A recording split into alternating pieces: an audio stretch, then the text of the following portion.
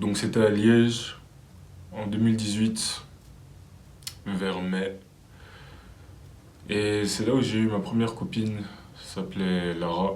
Et du coup, comme ça vous savez, c'est pas la même meuf qu'il y a sur sur la miniature là. Parce que Lara, j'ai pas trop de photos avec elle. Mais du coup, pour revenir au sujet, c'était en mai 2018. Et si tu veux, comme ça t'as un peu de contexte. Si tu veux, j'étais pote avec cette fille. Très proche. Sauf que cette fille-là en question avait un mec. Ok. Donc maintenant, elle et moi, je dirais pas qu'on se chauffait parce qu'on était en deuxième primaire, enfin deuxième secondaire. Je dirais pas qu'on se chauffait, mais je sentais qu'il y avait un petit truc. Puis tu vois, moi je prenais la place du mec là en mode oui, c'est ma pote et tout, alors qu'elle avait un mec. Mais non, ça c'était en deuxième. Ça c'était en deuxième du coup. Puis arrivé les vacances d'été, elle m'a fait une déclaration. Oui Yann, en fait je t'aime et tout ça, blablabla, blablabla. Et du coup, arrivé à la rentrée, quand je suis arrivé en troisième, elle l'avait doublé. Bon, après, on a commencé à traîner ensemble, puis il a commencé à avoir plein de disputes à l'école. Oui, Yann, si, comment ça se fait que tu parles à Lara alors qu'elle avait un mec et tout ça, boum. Puis à un moment, les gens, ils ont fini par accepter. Ils ont accepté que vas-y, Lara et moi, ça y est. Puis tout le monde a laissé, tu vois. Son mec, il était un peu dégoûté de ça, normal, logique. Puis, avec le temps, au fur et à mesure, je vois que cette relation devient de plus en plus toxique. Et je me dis, wesh. Bon, après, souvent, quand tu es dans une première relation toxique, tu réalises pas que c'est toxique. Tu réalises quand tu as des relations par après. Donc chaque jour, dispute sur dispute. Oui, non, viens, on fait une pause. Viens, on fait pas de pause. Viens, on fait une pause. Non. Dispute sur dispute, jalousie. Puis après, la meuf que tu as vue en miniature, c'est là aussi elle a débarqué cette année-là. Donc ça aussi fait d'autres disputes. Dans cette même classe-là, où elle avait doublé, il y avait un autre mec qui s'appelait Mathéo, je pense. Bref, si tu veux, il y avait un autre mec. Maintenant, tu sais quand une meuf, tu l'as plus, tu le sens, hein. Chaque jour, je sens que, ok, presque maintenant, elle m'appelle plus comme avant. Presque on parle plus autant. Puis un jour, je me rappelle, toujours on se voyait, elle et moi, à un endroit comme ça. C'était au coin de la rue de l'école. Puis un jour, je vois qu'elle a un fond d'écran avec un notebook, tu vois. Puis elle me dit non, mais c'était un défi à l'école, je sais pas quoi. Puis un autre jour aussi en classe, enfin en classe, dans la cour de récré, je vois elle traîner avec le book. Puis dès qu'elle me voit, elle s'éparpille directement, tu vois. Puis là, je me suis dit, ouais, il y a un truc qui cloche. Et bien sûr, il y avait un truc qui clochait. Et là, du coup, à un moment, ça n'allait vraiment plus. C'était que des disputes, que de la jalousie, que de la toxicité à fond. On arrive là, elle me quitte. Même pas une semaine après, je vois elle est déjà en couple avec un autre boug là. Et le boug là, c'était qui? Le boug en question qui avait des abdos, qui était dans sa classe et tout ça. Et je pense que ça m'a pris au moins 3 mois pour oublier cette meuf. Genre, c'était mon premier, genre, vrai, enfin, amour, on va dire, premier vraiment relation, tu vois. Parce qu'avant, j'avais des crushs, mais jamais ça aboutissait à quelque chose. Et ça m'a pris du temps. Ça m'a pris environ 3 mois. Puis toi, tu connais, hein, quand c'est ton premier truc, enfin, ton premier amour, tu as toujours commencé à aller stalker le compte. Puis tu as essayé de reparler un peu et tout ça. Puis tu vas voir qu'on va te bloquer de partout. Jusqu'aujourd'hui, la meuf m'a bloqué des réseaux, hein. C'est une dinguerie. Jusqu'aujourd'hui, la meuf a bloqué de tous les réseaux. Mais je vois qu'elle a l'air heureuse avec son nouveau mec, donc en vrai, tant mieux pour elle, hein. Puis, franchement, elle est même pas si belle que ça. Non, je rigole, je suis pas un rageur, mais vas-y, à l'époque, elle était vraiment mignonne, mais maintenant, quand je la compare, non. Maintenant, j'ai mieux. Mais en tout cas, ça m'a beaucoup fait grandir cette histoire. Et c'est pour ça que je viens de partager avec toi comment pouvoir surmonter cette épreuve et comment reprendre ta vie au contrôle. Avant qu'on commence, j'ai aussi envie de dire que l'expérience que j'ai eu avec Lara, ça m'a permis de comprendre qu'il faut jamais aller vers une meuf qui quitte son mec pour toi. Parce que c'est une meuf qui va aller là où l'herbe sera toujours plus verte, tu vois. Tout d'abord, il faut que tu comprennes que tout ce qui s'est passé, c'est de ta faute. Ouais, je veux que tu te dis ça. Genre que tout ce qui s'est passé là, c'est de ta faute. Si elle t'a quitté, si elle t'a trompé, si elle t'a remplacé avec un notebook, c'est de ta faute. Pourquoi je te dis ça? Parce que je pense que si tu réfléchis comme ça te servira beaucoup plus que si tu te dis que non, c'est le problème, non, je sais pas quoi.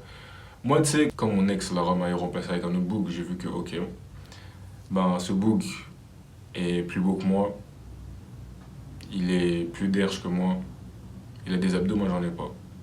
Du coup, j'ai vite compris qu'il y avait une différence. Moi, j'étais très skinny, j'avais pas d'abdos, puis j'ai encore une tête de bébé fort, tu vois. Donc, j'ai vite compris que, ok, moi aussi j'ai le droit des abdos. Puis finalement, j'ai eu des abdos.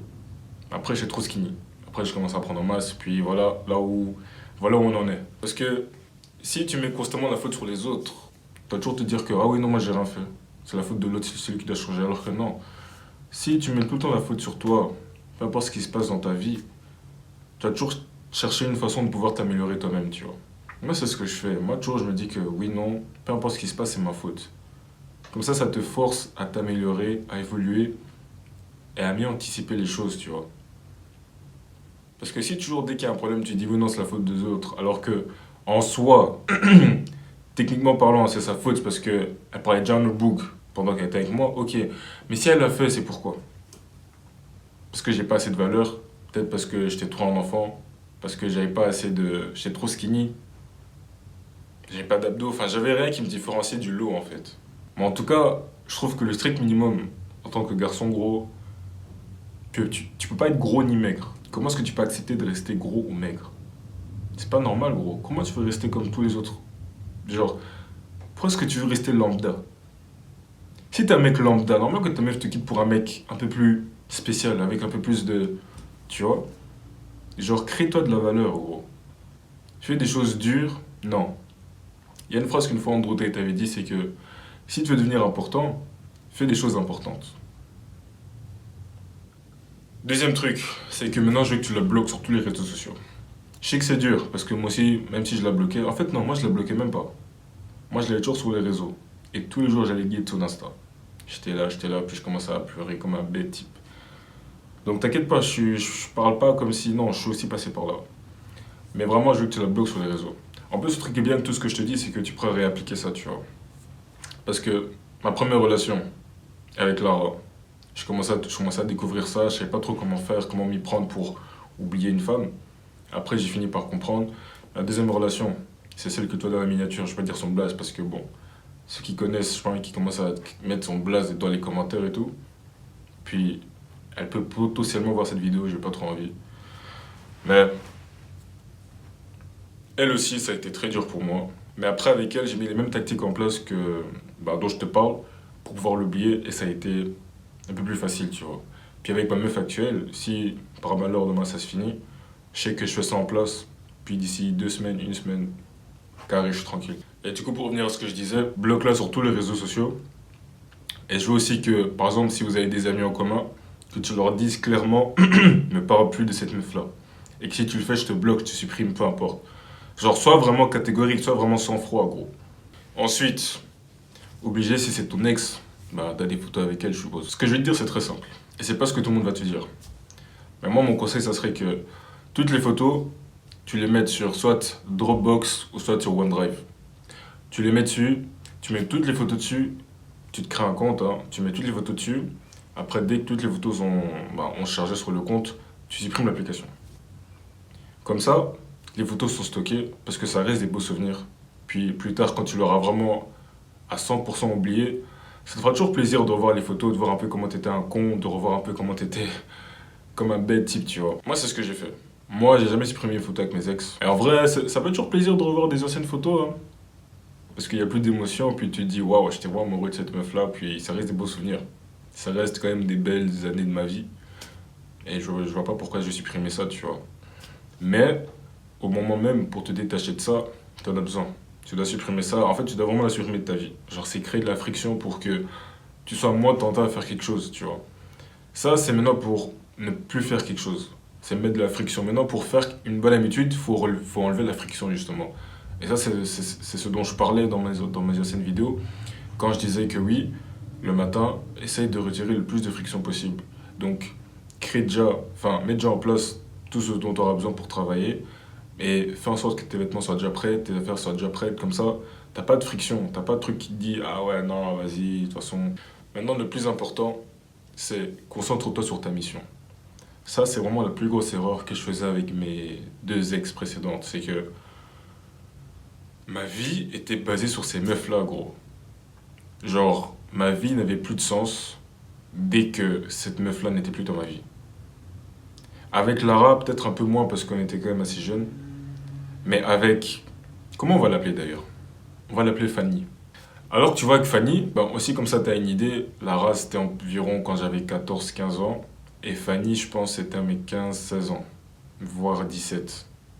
Ouais, voire mes 17 ans. Avec Fanny, du coup vu qu'on grandissait, commençait à se dire des vrais trucs, tu vois, genre oui, plus tard ci, plus tard ça, mais bon, c'était jamais vraiment du concret, c'était pas vraiment du truc sérieux en mode on savait déjà que oui, plus tard on va faire ça, tu vois. Lorsque cette relation s'est finie, gros, j'étais perdu.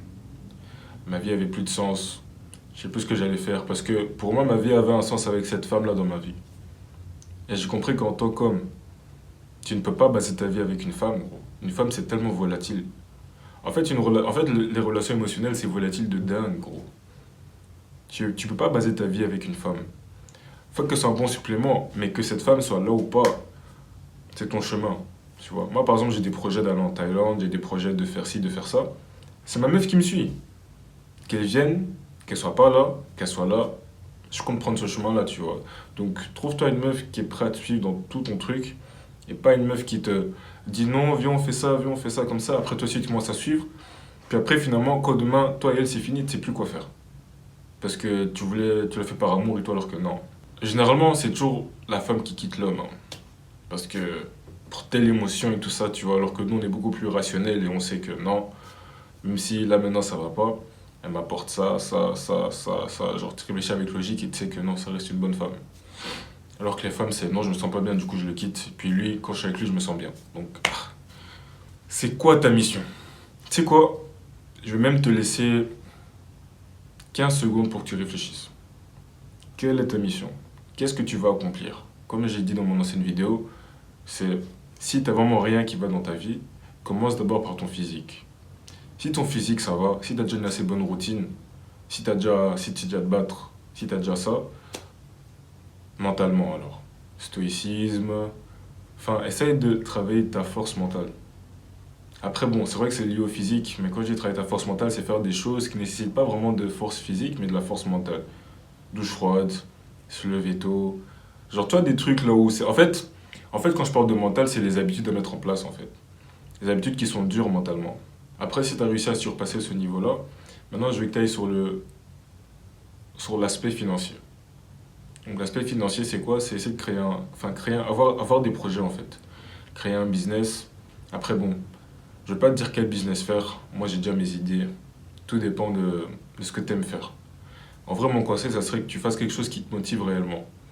Parce que si tu fais quelque chose qui te motive réellement, pendant les moments bas, pendant les moments hauts, tu mettras la même intensité, tu vois. Alors que si c'est quelque chose que tu n'aimes pas de base, pendant les moments bas, tu risques même de lâcher parce que tu seras plus motivé, tu vois. Donc fais quelque chose vraiment qui a du sens pour toi, fais quelque chose que tu aimes réellement, et fais quelque chose que tu sais qu'au long terme, même si tu fais, ça sera même plus comme du travail, tu vois.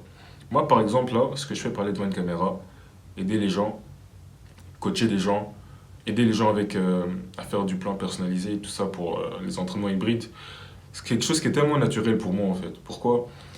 Parce que c'est quelque chose que je fais au quotidien avec mes proches, mes potes et même les gens de ma communauté. J'essaie toujours d'apporter le plus de valeur possible, le plus de positivité aussi. Puis d'ailleurs, si tu serais vraiment intéressé avec du coaching avec moi, tu vois, si tu veux, réserve un appel juste en bas. Juste en bas, ce sera le premier lien. C'est un appel pour voir si toi et moi seraient aptes à travailler ensemble pour faire du coaching, pour que je puisse t'aider à atteindre tes objectifs physiques, mentaux. Puis, si maintenant tout ce que tu veux, c'est juste un plan personnalisé hybride, donc pouvoir combiner plusieurs disciplines en même temps dans ta routine de la semaine, bah alors ce sera le deuxième lien. Puis là, bah, tu réserves un appel avec moi. Ça coûte juste 10 euros. Et après, bah, là, du coup, tu me donnes. Tu vas devoir répondre à quelques questions. À base de tes réponses, j'aurai déjà une petite idée. Puis on sera en appel. Et après, je te dirai comment combiner plusieurs disciplines en même temps.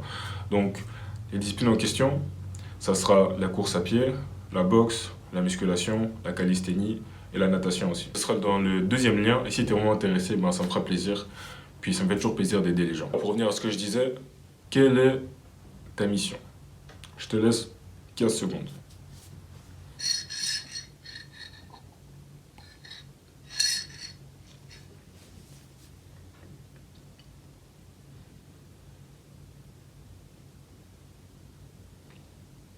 T'as une idée?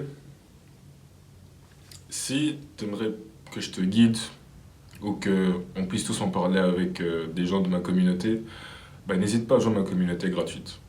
Maintenant, la prochaine étape, dès que tu as trouvé ce que tu veux vraiment faire, c'est de devenir la meilleure version de toi-même.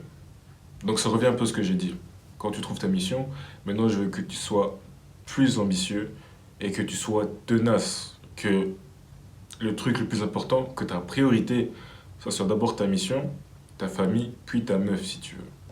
Tu vois? Et quand je dis la mission, en soi c'est de développement personnel. Donc tu vois, c'est d'aller à la salle, c'est de travailler sur ton projet, enfin, tous ces trucs-là du développement personnel en fait, qui vont t'aider à booster ta vie. Et avec le temps, quand tu auras boosté ta vie, tu pourras aussi aider à booster la vie des gens, des autres. Et dis-toi que si tu deviens la meilleure version de toi-même, du coup que tu augmentes en valeur. Donc que tu prends en muscle, que tu commences à te faire des tales en ligne, que tu commences à pouvoir mieux te parler, que tu que aies acquis des compétences à travers ton business et tout ça, c'est des choses qui vont te donner plus de valeur parce que c'est des choses que pas beaucoup d'hommes ont, que pas beaucoup d'hommes possèdent, tu vois. Donc, parallèlement, si ta valeur augmente, le type de femme que tu vas attirer aussi va augmenter, tu vois. Un autre truc aussi, c'est que il y a une phrase en anglais qui dit que, si je traduis ça littéralement, ça dit faut pas courir après des papillons, mais il faut se construire un beau jardin pour attirer des beaux papillons. Donc, si tu veux, ce que j'essaie de dire par là, c'est que si tu te focalises sur la mission, si tu te focalises sur toi-même, et que si ta mission c'est strictement ta priorité et que tu travailles sur tous les aspects, physique, mental, financier, je t'assure que gros, les femmes viendront une par une à fond. Parce que les femmes elles sentent ça. Les femmes elles aiment bien les mecs ambitieux. Les femmes elles aiment pas les mecs qui ont trop faim des femmes. Elles aiment pas ça.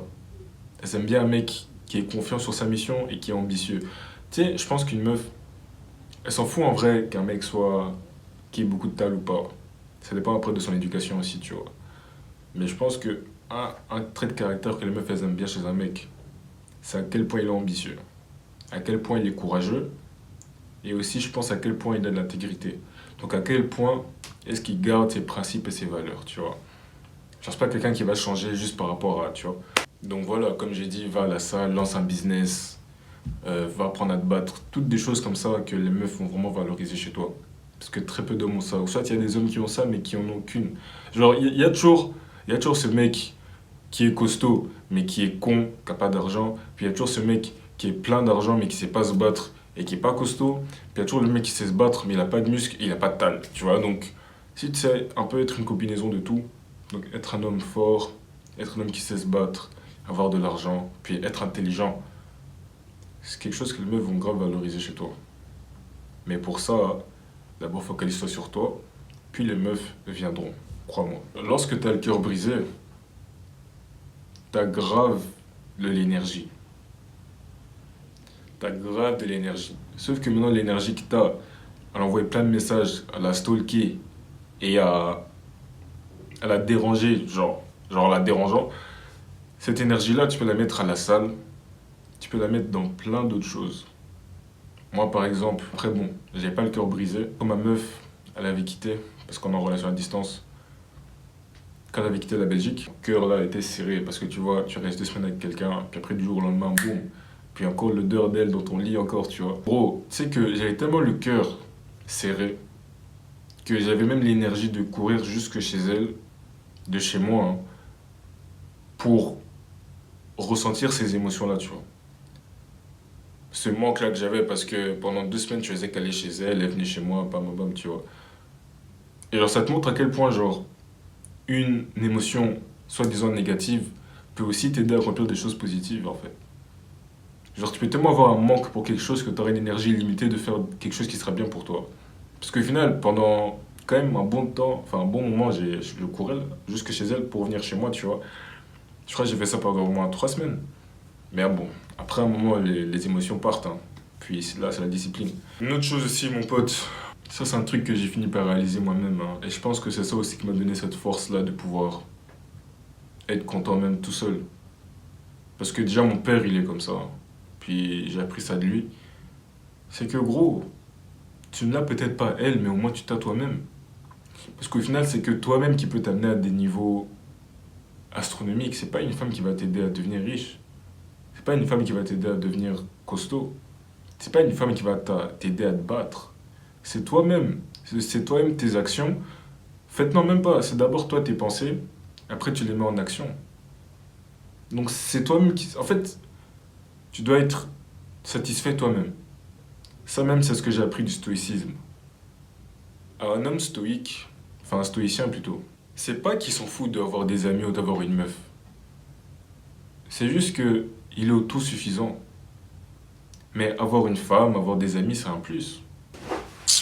Putain, j'ai la haine, la caméra elle a coupé. Les zen, on va recommencer pour vous. Ça a coupé un peu vers la moitié. Putain, du coup, il y a plein de trucs que j'ai dit. Je commençais à aller dans un flow. C'était une dinguerie, mais bon, c'est pas grave. Je ferai d'autres vidéos là où je serai dans un meilleur flow. Voilà.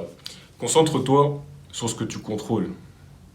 Donc, arrête d'essayer de contrôler ce que tu ne contrôles pas réellement. Parce qu'en vrai, de vrai, tout ce que nous contrôlons, c'est nos pensées, ce qu'on dit et nos actions. Donc, avec le temps, je veux vraiment que tu te forces à comprendre que la fille que t'aimes là, ou la fille que t'aimeras avoir, tu ne la contrôles pas. Donc, si t'es en couple, sache que en vrai de vrai, le but n'est pas de rien dire à ta meuf, parce que je vais dire un truc et je veux pas que tu te dises ah oui, non, faut que je dise rien, alors non. Ce que j'essaie de faire passer comme message, c'est de te dire que quand t'as une meuf et quand elle fait quelque chose que tu n'as pas apprécié, faut toujours lui dire. Faut dire que t'as des limites et que tu n'as pas apprécié ça et que si elle continue, toi, tu veux te. Tu vois, genre, tu vas pas accepter ça, tu vois. Mais là où ça devient mauvais, c'est là où ça commence à prendre toute ton énergie mentale en fait. C'est là où ça devient mauvais. Parce que moi aussi je suis passé par là. Et des moments, ma meuf, elle pouvait faire des trucs, j'appréciais pas, tu vois. Puis je lui en faisais part. Mais maintenant, même après lui avoir dit, même après avoir résolu l'histoire, ça me faisait toujours cogiter. Et j'aimais pas ça, parce que du coup, quand tu cogites beaucoup, tu ne sais même plus faire ce que tu voulais faire de base. Genre, ça prend toute ton énergie mentale, toute ta motivation. Puis, tu ne sais même plus faire les choses que. Genre, là, à la salle, tu vas commencer à trop réfléchir. Sport de combat, tu vas commencer à trop réfléchir. Genre, c'est chiant. Si tu acceptes les choses qui sont hors de ton contrôle, tu auras beaucoup. Enfin, tu auras une plus grosse facilité à accepter ce que les gens peuvent faire à ton égard, tu vois. Même chose pour tes potes. Genre, je dis ça pour les meufs, mais même chose pour les potes mecs, hein. Genre, en fait, plus tu as des attentes des gens, plus tu seras frustré s'ils n'atteignent pas tes attentes. Tu vois. Donc, en vrai, mon conseil, ça serait de toujours dire ce quoi tes limites. Genre, quand t'aimes pas ça, tu pars. Mais genre, faut pas que tu laisses cet événement-là prendre toute ton énergie mentale à fond.